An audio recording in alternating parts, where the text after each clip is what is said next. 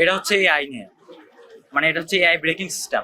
আমাদের মানে ড্রাইভার যখন ঘুমে যায় তখন মানে হচ্ছে ডিরেক্ট করবে, করে হচ্ছে গাইড স্লো করবে এবং ব্রেক করবে।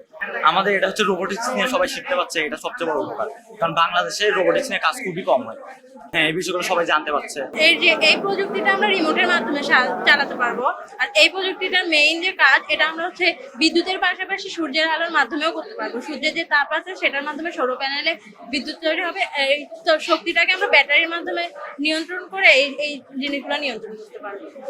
এইসবের জন্য আমাদের কলেজে কলেজে মাঝে মাঝে ক্লাস করানো হয়, বোঝানো হয় সায়েন্স বিষয়ে, তখন থেকে আমরা শিখতে পারি। হর্নগুলো ব্যবহার করা হয়, এগুলো শুধুমাত্র একজন ড্রাইভারকে জানানোর জন্য যে হয়তো বা গাড়ি পিছাতে হবে অথবা গাড়ি আগাতে হবে বা কোনো সমস্যা হলে সেটা যেন সিগন্যাল দেয়।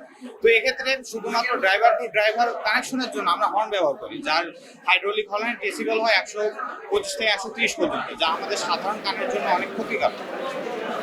এক্ষেত্রে আমরা চিন্তা করেছি যদি আমরা শুধুমাত্র ড্রাইভার থেকে ড্রাইভারের মধ্যেই কানেকশনটা সীমাবদ্ধ রেখে এই যে শব্দটা সম্পূর্ণভাবে এলিমিনেট করতে পারি, তো সেই জন্য আমরা লাইভের মাধ্যমে এই প্রজেক্টটা বানিয়েছি, যার মাধ্যমে আমরা শুধুমাত্র লাইটের মাধ্যমে যেহেতু প্রত্যেক গাড়িতে লাইট বিদ্যমান থাকে, আমরা লাইটের মাধ্যমেই এক ড্রাইভারকে আরেক ড্রাইভারের সাথে যোগাযোগের সুযোগ করে দেবো, যার মাধ্যমে কোনো ধরনের আমরা শব্দ পাবো না এবং পথচারীও হবে না।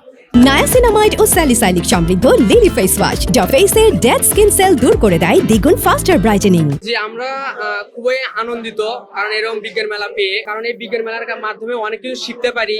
অনেক নতুন নতুন মানে ছেলে মেয়েরা মানে বিভিন্ন যন্ত্রপাতি তৈরি করে, যার কারণে যেমন স্যারেরা যেমন দেখে আনন্দিত হয়, কারণ এত ছোট বাচ্চারা এইভাবে এত কিভাবে মানে আবিষ্কার করলো। পাশাপাশি আমরাও আসি এখানে নতুন কিছু দেখে শিখতে পারি। পাশাপাশি শিক্ষার পাশাপাশি এগুলো থেকে যখন উদ্বুদ্ধ হই তখন পড়াশোনা আরো ভালো হয়।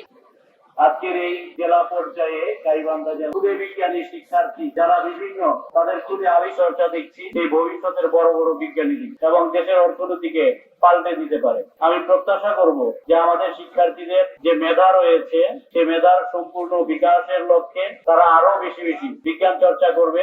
ওদের যে যখন সম্ভব হবে তখনই আমাদের সবার কল্যাণ বয়ানুক বিজ্ঞান, এই প্রত্যাশায় আজকের এই ৪৭তম বিজ্ঞান ও প্রযুক্তি মেলা গাইবান্ধা জেলা পর্যায়ের শুভ উদ্বোধন ঘোষণা করছি।